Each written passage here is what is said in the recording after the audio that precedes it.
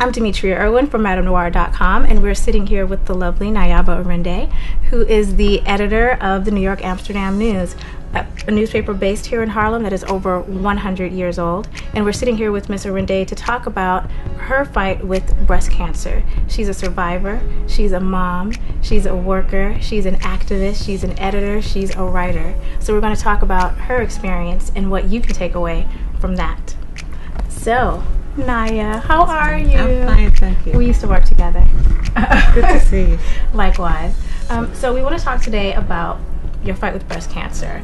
And before the interview started, you said you had to kind of get back into that zone because it's been a few years. It's been, I was diagnosed in 2007, January.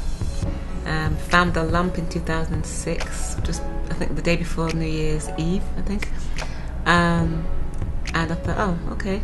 Went to my doctor's the next day, so the next week, and they said it's probably nothing, it's probably benign, don't worry about it. About a week later, they said, oh, you know what, guess what, it's not benign, and we need to just do some cutting and da-da-da, and take, biopsy. Not biopsy, just do lumpectomy. They did that, and they said, we didn't get all of it, we have to go back in. Okay, fine. Then they said, you know what, maybe we should think about some other options. I said, okay.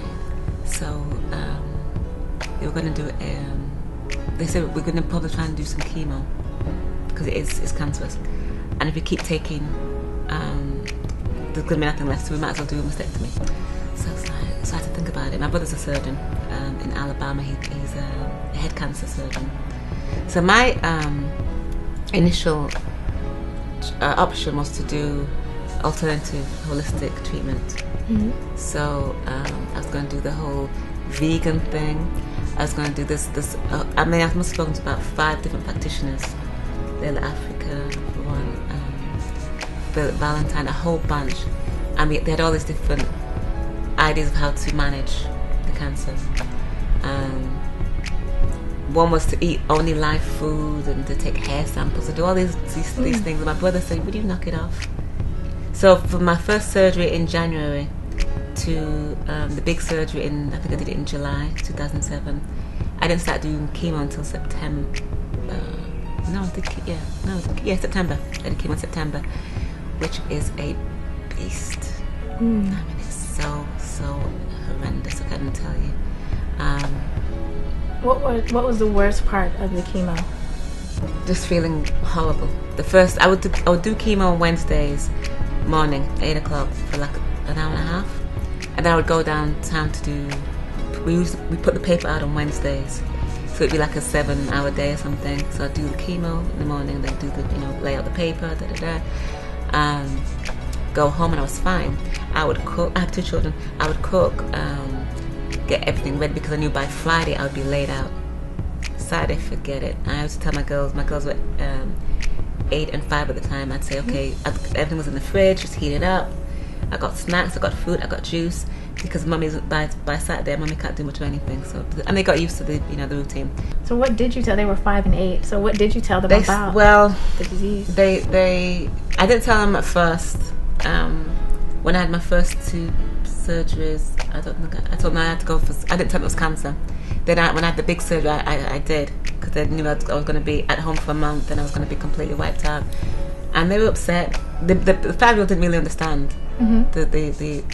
The older one did. But she was great, she helped me. I sometimes think that she had to grow up older quicker because, I needed her to go to warm up the food sometimes in the microwave, what have you. I make sure that her and her sister ate. I'd be there lying on the couch and say, just make sure you got this done the third. And sometimes I'd just be laid out. I'd be wiped out completely. So their dad would have them sometimes. And the neighbours and my friends would come and make sure I was okay. So you had a village. You have a village. I have a village. Yeah, and I'm really grateful too because the support system is so vital. I did a fashion show on the Intrepid I think it was the fall, with 5 other survivors or 3 other survivors. And it was great because we all had our stories. It's like, you want to see my scar? It was like, that was one of those type of things, like when you're in school.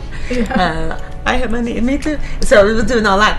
But it was very uplifting. It was very, we're all survivors. Some of us 2 years, some of us a few months, some of us whatever. And we told our stories, and we walked the runway, and we thought we was cute in our little outfits and whatnot. And it was nice, you know what I mean? So it's again, have that support group. If it's just your family, if it's your friends, if it's the co-workers here were great. Matter of fact, we went on the walk. You came. Yeah, you I came on did. the walk. Wait, to Central Park, yeah. Yeah. So it was Sunday, 8 o'clock start. People were at the park, Central Park, and they came and supported us, and it was great. I'm so really, really appreciative, you know. So again, the support network is so vital. There's a lot of pain, and just feeling lethargic, and feeling like, you know, just pitiful a lot of the time. Oh, poor me. And the thing that made me get off that poor me thing actually was the commercials for St. Jude's. I don't know if you've seen those for the children. Yeah. And when I would see those commercials, and they ran them fairly often, I would knock it off, you know, suck it up. But at the same time, pain is pain. And so even though you're saying suck it up, being not able to actually get up and run around and do things, and walking a block was impossible sometimes because I was just so, and I lost so much weight because I had no appetite. And my hair, I had locks back then, and they said to me, you know, the oncologist said, you know, that your hair will probably fall out, but what you should do is cut it before it falls, because what happens is sometimes women and men, I guess, will wake up and their whole head of hair will be on the pillow, which is devastating. So, and they had all these books in her office for wigs and this, that, and the third, and so I said to a girlfriend, man, I said, you know what, if my hair falls out, I want you to cut it for me. She said, fine, okay. So I have all these head wraps, which I always wore anyway. Right. I bought one Afro wig, gold Michael Jackson type Afro wig. So I thought, okay, if I feel really, you know, I'll wear one of those.